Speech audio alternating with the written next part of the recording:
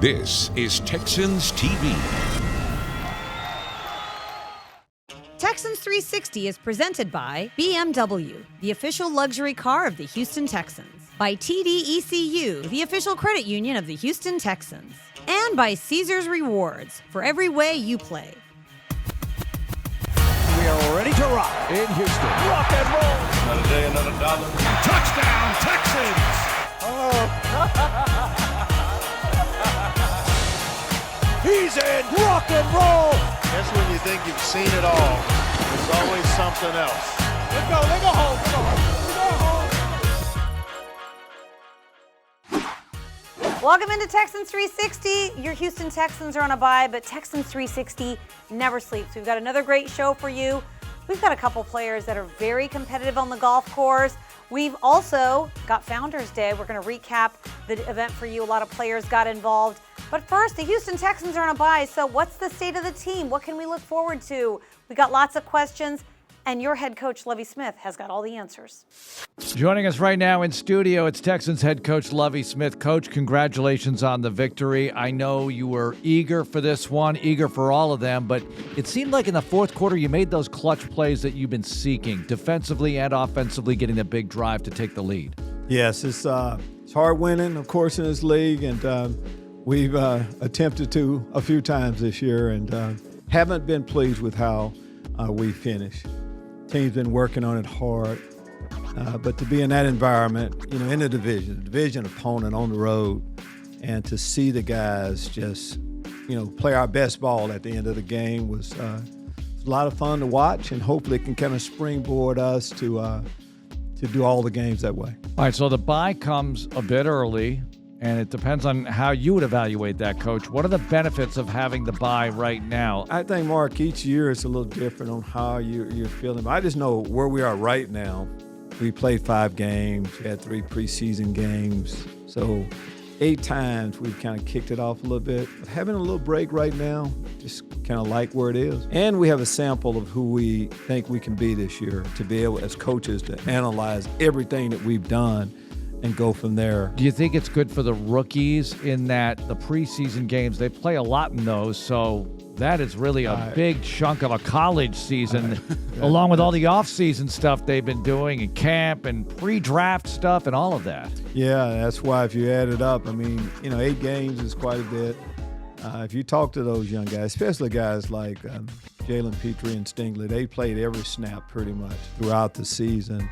It does add up. But it really feels good right now going to that bye mark on a win. That helps an awful lot too. Coach, I always love this because people always talk about making adjustments. Oh, you make halftime adjustments. You're like, no.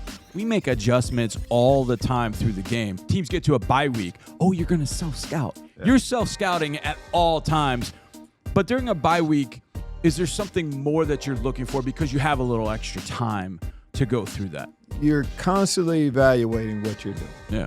And you can't wait for a bye week. You can't really wait till the end of the game. You can't wait for halftime. You're constantly making those changes.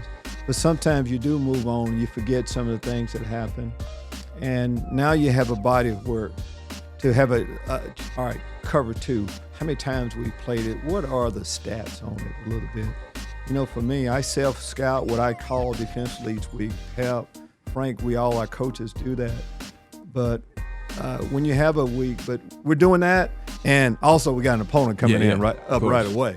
This week you can do it in a little bit calmer environment and really analyze things a little bit more. Just like when you're getting ready for an opponent. All right, Coach, thanks a lot for the time. Have a great bye. All right, thank you very much. Good stuff from the head coach. As always, he gets to head into the bye with the win, as we all do.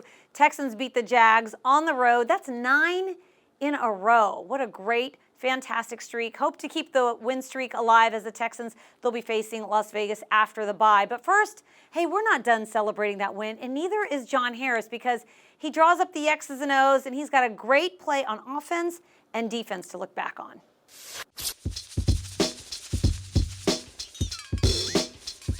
Desmond King had a whale of a game against the Jacksonville Jaguars, and a big play that he made came in the second quarter, 4th and 4.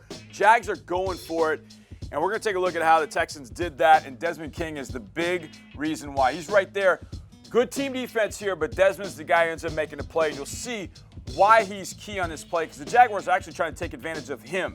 It may not have been just because of him, but he's in the spot they want to take a look at. The Texans are going to play Tampa 2, so you're going to have a flat player here, flat player. The corners are just going to squat. You're going to get 2 safeties, we know that. And then Evan Ingram is going to go in motion, and then he's going to go right up the seam.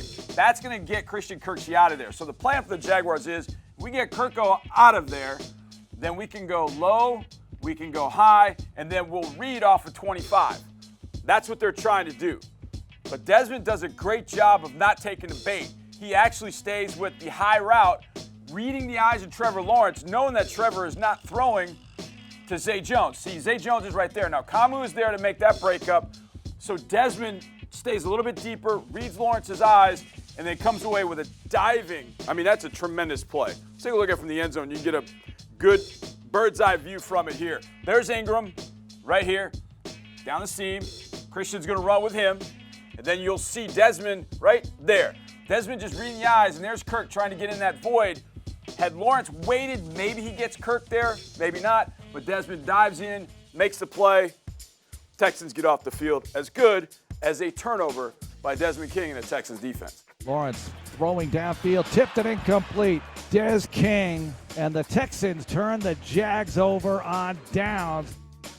Third down conversions were a major key going into the game against the Jaguars. And the Texans hit on a number of them. Arguably, one of the 2 biggest, happened right here. And it was Nico Collins right there, one-on-one. This is what we've been wanting from the second-year receiver out of Michigan. Man-to-man, one-on-one, win your battle. And at the end, if you moss him, great. I love how we turn Randy Moss into a verb. But that's what's going to happen here. The Texans have 3rd and 3, okay?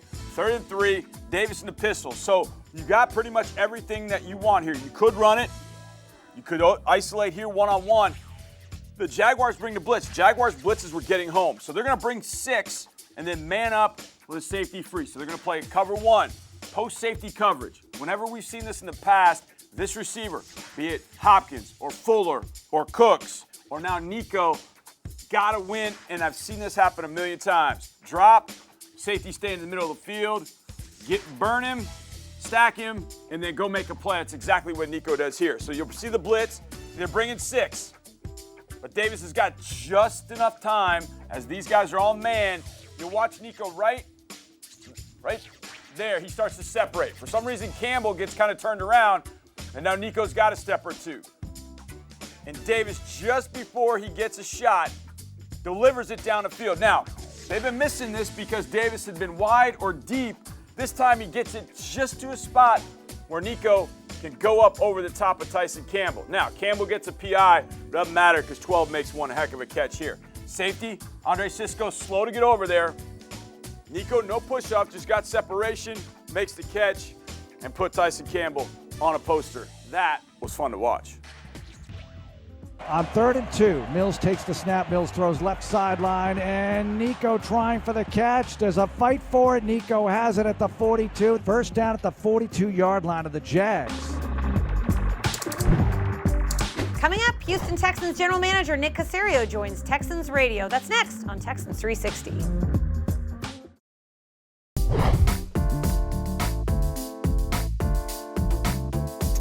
Welcome back to Texans 360. This week, General Manager Nick Caserio, he met with the media.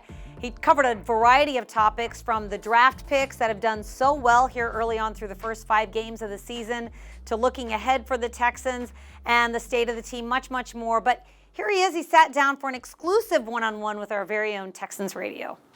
Joining us now in studio, Texans General Manager Nick Caserio. Nick, welcome. It's the bye. So here we are. You said in your press conference you earned the record you have. It's almost like the old Parcells thing. You are what your record says you are. You've been right there in all these games. It seems like in the Jacksonville game, you did make those plays in the fourth quarter that you really coveted. Yeah, in the end, we were able to finish the game. So 6-6 there, kind of going into the fourth quarter. We're able to get the ball down near the goal line.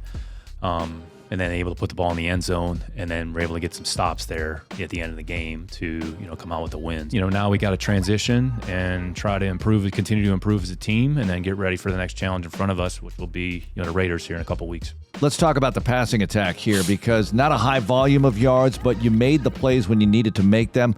Better on third down. Some of that was on the ground, too. Nico with not a 58-yarder this week, but with some big plays. Brandon as well. Can you talk about that? Yeah, I mean, it's a passing game. There were some chunk play opportunities, so had some completions on P10 situations, through the comeback to Nico, through the pop pass to Nico, and then the play on third down near the sideline, was kind of a circus catch. But I would say as a quarterback, you just want to give the receiver an opportunity to make a play on the ball. So I would say the passing game's had its moments. Certainly can do a better job, in that area, and just trying to continue to find ways to maybe create some chunk opportunities, which helps shorten drives and move the ball down the field with less plays. Mark was talking about with Damian, like, oh, he's tackled. Oh, no, he's not. Oh, he's tackled. Oh, he's not. And he's keeping fighting through these tackles. As a player out on the field, when you have a running back like that, he has a propensity to break tackles like that. You have to adapt as a player knowing, hey, look, I can't just stay on this block 2-3 seconds. I got to be on this thing all the way because he might break this thing. I think the more you play with somebody, you sort of learn to understand some of the nuances associated with that particular player. So I would say your goal offensively, if it's a running play or a passing play, is to finish. So the emphasis should be on finishing the play. So if you have to block the run force, you have to block the down safety, block him as long as you need to block him. Right. And you have to be, I would say, committed to doing that. All right, so it's bye week. What are you going to do other than watch film and study college players and that kind of thing? What do you got, Nick? What do you have on the agenda for the bye week? Watch more film, watch our next 2 or 3 opponents. I'd say these next 3 to 4 weeks, certainly going to present some challenges. So just trying to stay ahead in the preparation and then mix in some of the, I would say, college work. Probably been to a handful of games this year, seen some teams live. Just try to keep the ball moving forward here a little bit, not fall behind in your preparation. All right, Nick. Have a great bye week. Thanks a lot. Thanks, guys.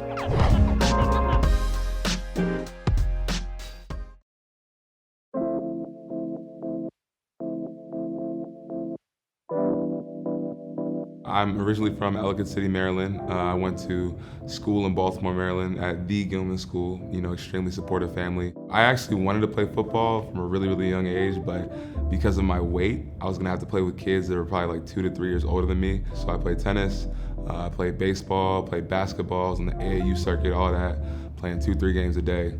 And then when I finally got to play football, I think my dad knew that I was going to have a football body from a pretty early age, so took it and ran with it. My high school experience was crazy. My sophomore year, we were ranked number 12th in the country. We had about 20 plus Division I guys, but it was just amazing for me because it really taught me what a brotherhood looks like, and that's something that I've been, super excited about with every single level I've gotten to. So I was fortunate enough to be recruited by a bunch of schools across the country. And for me, I didn't want to compromise on academics or athletics, so the list kind of got shortened. And I was super into, and still am super into technology. So Silicon Valley at Stanford, and also the fact that the weather's a little bit better in Northern California compared to the Midwest got me to go to Stanford.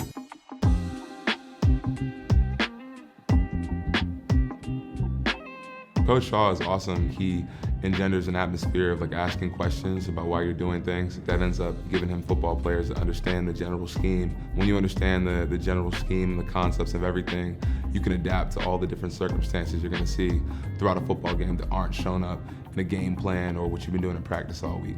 So I think it helped me become, more of a holistic football player, more intelligent about the game. And then also just the locker room. Those are guys that I could have conversations, about anything with. Football, philosophy, economics, all of it. Definitely getting to be in that locker room and with Coach Shaw as my head coach was a fantastic experience. The draft process was pretty crazy for me, going from being at Stanford, graduating that quarter, then I went to the Shrine Bowl in Las Vegas, then came back and did the Combine. And that was a really surreal experience just because every football player grows up, watching the 40-yard dash, watching the bench press, all that. So being able to actually take part in that, you start to really realize that, this is coming around. My dream might be coming true at some point. On actual draft day, man, you want to talk about nerve-wracking. There's not too many professions in the world where people can watch where you get hired to and how high you get hired to that place on national television in front of millions. Doing that with my family and having my support system there was huge. And actually, it was funny. While we were waiting for the call and everything, I hadn't gotten anything to drink. I hadn't gotten anything to eat up until that point. So after the fourth round passed, I was like, all right, I gotta get something. My nerves are getting way too high for me to do this on an empty stomach. So, of course, in the 5 minutes that I was away from my family and my friends, I get the call from Houston. And man, when I tell you that it was just a surreal moment, and I just can't even describe it. You know, it was one of those things where there was relief, excitement, all of that. Yes, sir. Yes, sir. Thank you. Thank you. Houston's been amazing. Definitely a difference in humidity and heat, for sure, compared to Northern California. But I think for me, like, I've just been trying to improve day by day. You know, the NFL is a completely different beast, and specifically from what I'm asked to do here versus college, you know, the big thing is just being a sponge, trying to retain as much information and get as many reps in, you know, because at the end of the day, to become an expert in anything, you got to put in a ton of reps to get your body to have that muscle memory.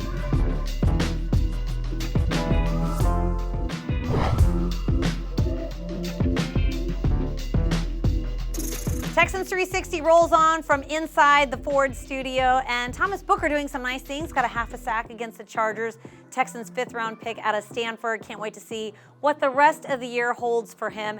And Ka'imi Fairbairn, he's not a rookie. We've seen him kick. He's fantastic. He's fantastic at a lot of things, actually. Ping pong in the locker room, he's always a champion. I've seen it firsthand. But how does he do on the golf course? He tried his skills out with Chris Moore. Let's see how it turns out. What's going on? My name's Ka'imi Fairbairn. This is Chris Moore, of course, the legendary Toro. Man. We're here at Wildcat. We're gonna play a little pig, but with Toro letters, and we're gonna compete a little bit. Are you competing? Maybe? No? All right. But yeah, we're gonna have some fun out here and see who's got the best putter stick.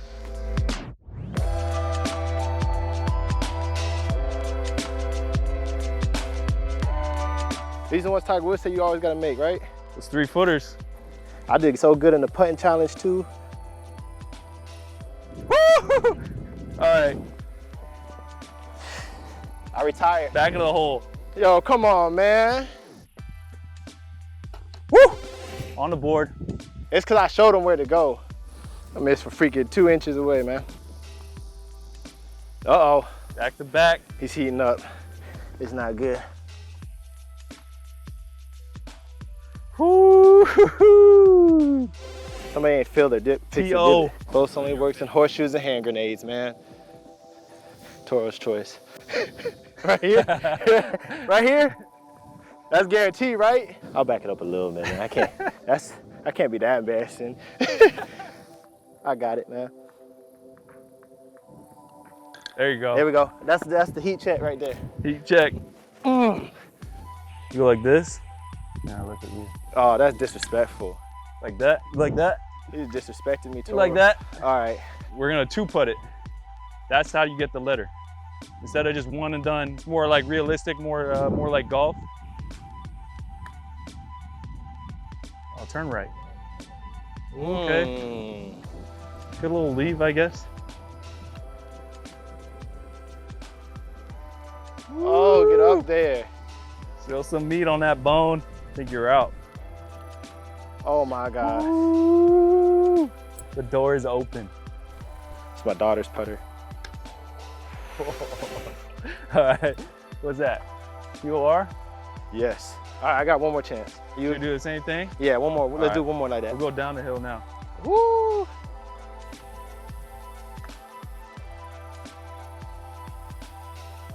Oh, I hit that little. Oh, wow. Oh.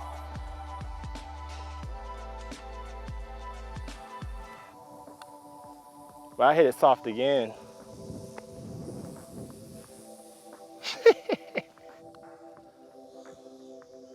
Does he do it?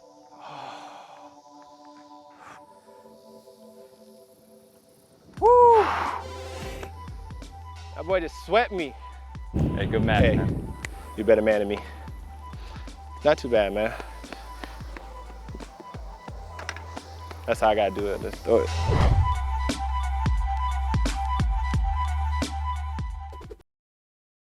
Texans 360 is presented by Comcast, by Papa John's.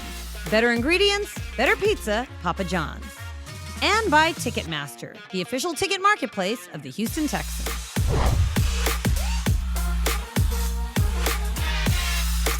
Final segment of Texans 360, and last week the Texans celebrated Founders Day. Every single year on October 6th, we remember the date that Houston was awarded its franchise and the late Bob McNair brought to Houston the Texans. So now we've got the Texans, now we've got Founders Day, a day that's very special to the hearts of everyone in the organization. And Bob McNair was very fond of doing stuff out and about in the community, so what better way to celebrate Founders Day than doing stuff out in the community? This is our Founders Day celebration, and we can't think of a better group to share it with.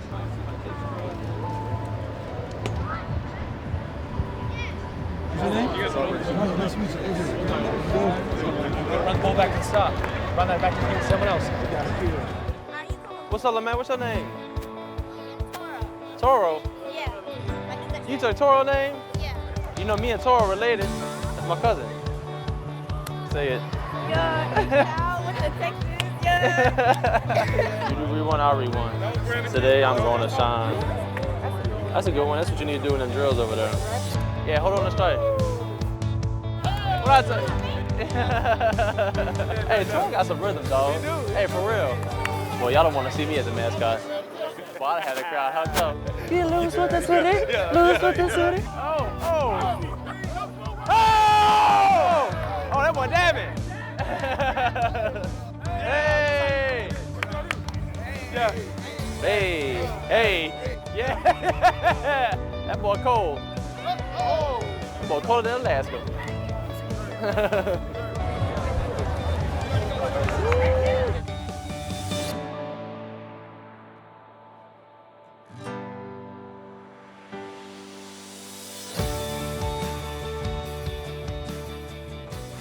Happy Founders Day to you all. Happy bye week to you all. The Texans, they're back at home in 2 weeks.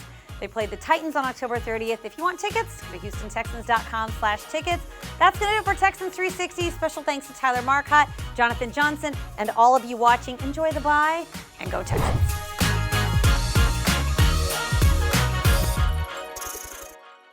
Thanks for watching and go Texans. Like, subscribe, and ring the bell for new content.